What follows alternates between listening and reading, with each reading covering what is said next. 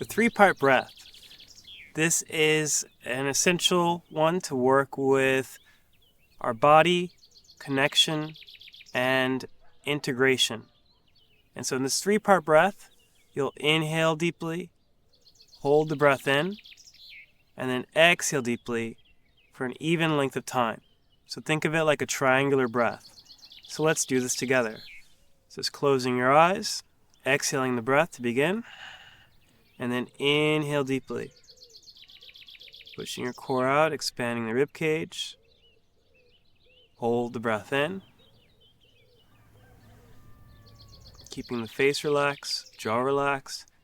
And then exhale slowly, contracting the core muscles in, contracting the rib cage. And greet it with the inhale right away. Inhaling deeply. Expanding the core muscles out, the rib cage out.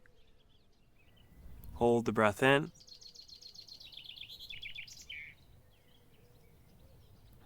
Exhale. Inhale.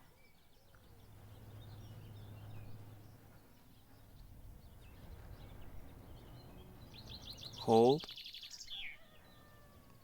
Keeping the jaw relaxed, the throat relaxed. And staying relaxed, slowly release the breath.